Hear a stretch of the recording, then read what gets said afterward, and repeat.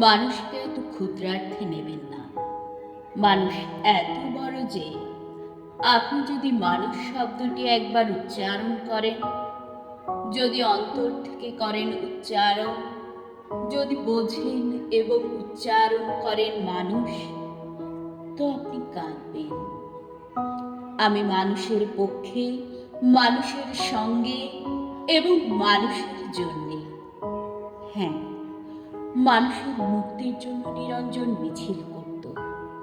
আমি শুনেছি নিরঞ্জন বলছে, তুমি দুষ্কৃতী মারো, বাঙালি মারো, হিন্দু মুসলমান মারো, গেরিলা তামিল মারো, এভাবে যেখানেই যাকেই মারো না কেন, ইতিহাস লিখবে যে এত মানুষ মরেছে, বড় করুণ এবং বড় দুঃখজনক।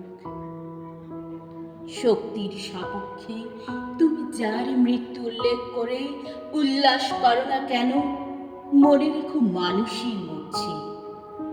এই ভয়ঙ্কর সত্য কথা নিরঞ্জন বলেছিল। মিছিলে হাত উঠিয়ে বলেছিল, এভাবে মানুষ মারা চলবে না, মানুষকে বাঁচতে দাও। নিরঞ্জন আমার বন্ধু। নিরঞ্জন বাঁচেনি।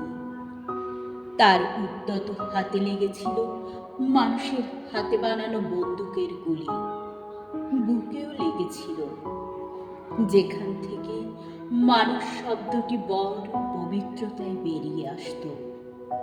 সে লাশ আমার বন্ধু নিরঞ্জনের লাশ। আমি দেখেছি রক্তাক্ত ছিন্ন ভিন্ন লাশ। মানুষ কাঁধে করে তাকে বয়ে এনেছিল মানুষের কাছে। জয়লতা সে লাশ দেখেছিল কিনা সে প্রশ্ন উঠছে না। দেখলেও যদি কেঁদে থাকে সে প্রকাশ্যে অথবা গোপনে, তাতে নিরঞ্জনের কোনো লাভ হয়নি। মানুষ কেঁদেছিল। আমি জানি তাতে নিরঞ্জনের লাভ ছিল। নিরঞ্জন প্রমাণ করতে পেরেছিল গতকাল মিছিলে আইন অমান্যের অভিযোগে যে দুষ্কৃতী মারা গিয়েছে তার নাম নিরঞ্জন। সে আসলে মানুষ।